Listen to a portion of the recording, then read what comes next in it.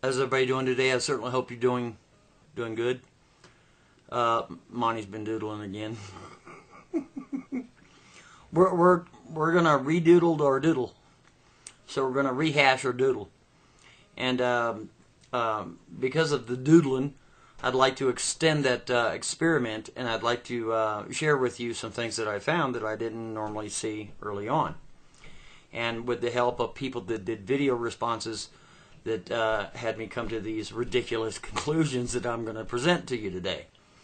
Now, just right out the gate, I'm going to state, not as a statement, not that it's a fact, it's just pure conjecture, that a large earthquake will occur in the state of California on these specific dates, May 2nd or May 7th, one or the other. And then after that, the specific location for the next one, 6 points or greater, will occur in New Orleans, Louisiana on the 17th of May. And I'm going to share with you how I'm coming to such a preposterous conclusion. And again, this is an extension of the experiment that was presented several weeks ago with the video called Predicting the Future Using Media. Now, when I did that presentation, I stated in that presentation that an earth movement would occur in the southern tier of Mexico on the 11th of April. That did not happen.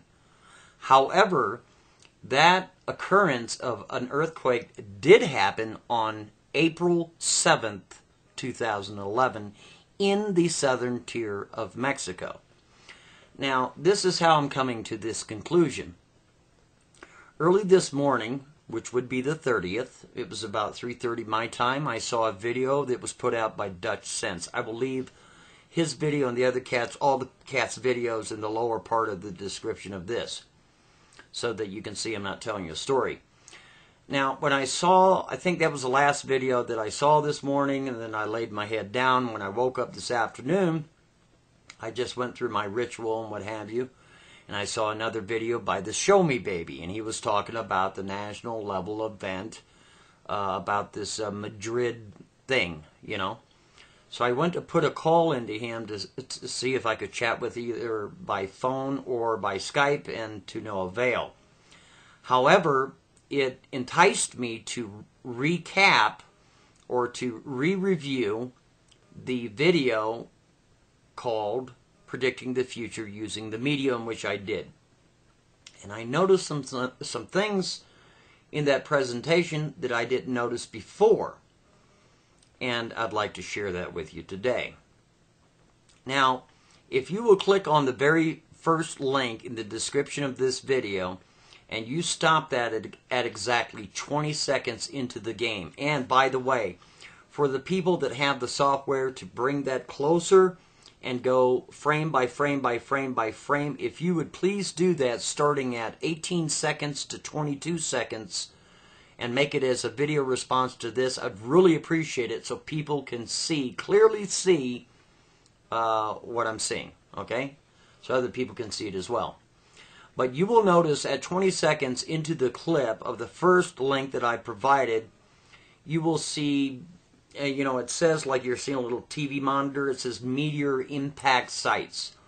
But to me, it looks like where earthquakes have occurred. And you see Mexico being the first one, and there's a very prominent red circle, and then there's another red circle around that.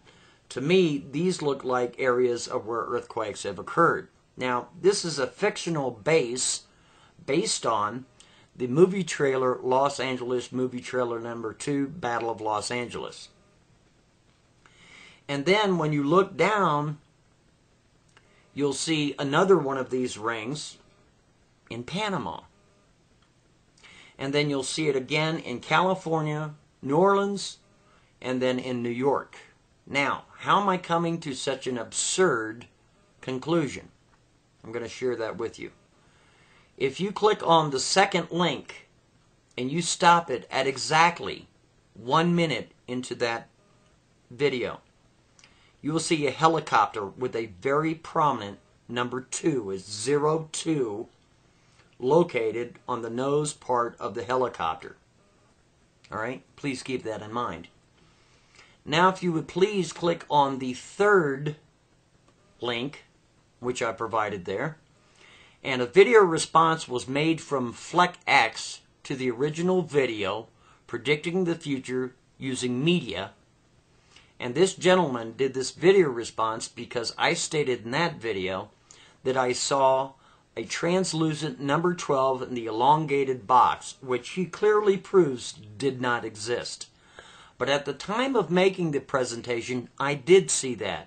The 12 was very translucent, but it was indeed, in my opinion at the time, in the elongated box, which it is not in his, okay?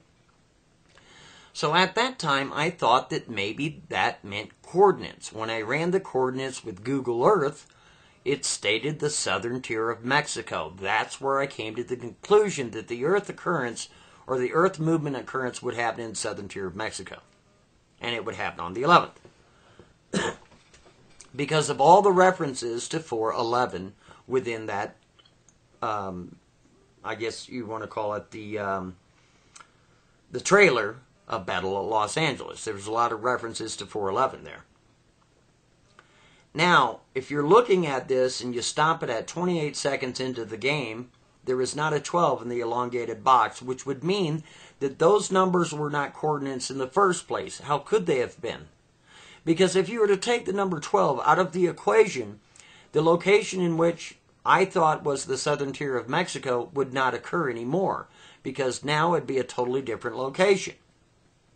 Which would mean, to me, that those numbers indeed were not coordinates at all. Now let's go back, and if you can remember the very first link that you clicked on, this is how I'm coming to my conclusion, my ridiculous conclusion. The Mexico area where it says meteor strikes or whatever, but it looks more like earthquake areas. For Mexico, there's a red ring there that's extremely prominent. It's very loud, and then there's another one around it. Whereas on the other points of where these impact areas are, they're not so prominent. They're just like a ring or two. But they're not really bright, you know, like the Mexico one. Now, if you look at the numbers here, you're going to see these numbers in this frame at 28 seconds on the third link, 23, 24, 7, and C52. The earthquake that occurred on April 7th, 2011, which did indeed happen in the southern tier of Mexico, you will see it says TADS number 7. If you were to take 23 and 7 and add those two together, you get 30. Today is the 30th. There was an earthquake that occurred in Panama, which is also included in the frame of the first link in which I gave you. The three other locations left is California, Louisiana, and New York. It is my theory that an earthquake to the size 6 point or greater will occur on May 2nd or May 7th of 2011. And how I'm coming to this conclusion is if you go to the right-hand side, you will see a C52. In my eyes, that may mean California, 5th month, which would be May, 2nd day. It also could mean 5 and 2 is 7, meaning the 7th. Okay? So, I'm guessing, again, it's only a guess, this is all conjecture, it's so fun, is that an earthquake would occur on May 2nd or May 7th, one or the other. Now here's the thing.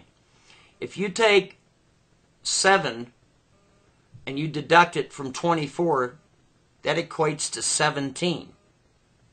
Why would I say that an earthquake would occur in New Orleans 6 or greater on the 17th? Well, because we have Mexico, Panama, and I theorize it'll be California, New Orleans, or Louisiana, and then New York will be third. That's how I'm coming to this ridiculous conclusion. If I were to pick the days, I would pick the 2nd of May, not the 7th. But I'm going to say the 7th. I'm going to say either the 2nd or the 7th. Why would I say the 2nd? Because on the nose of the helicopter, there's a very prominent 2 right there. Now, I know this sounds ridiculous, and it does, but it's very unusual. So maybe indeed that these numbers here were not coordinates after all, but they were actual dates. So you have the 7th, and then the 23 plus 7 is 30. If you reverse the sequence, it's funny that you come up with 5 and 2 is 7, which repeats the 7 on the left-hand side. If you were to reverse it, minusing the 7 from the 24, that would give you 17. The next person on the map after California, if you were to go on a line, is going to be Louisiana. I know. The good thing is there's not long to wait. There's only a couple of days, right? What, a week? So anyway, that is my ridiculous video, as absurd as it may sound. But you know, here at the Monograph channel, we do all kinds of crazy stuff all the time. That's it. I'm Monograph, and if you can't speak freely, you're simply not free. Have a good day.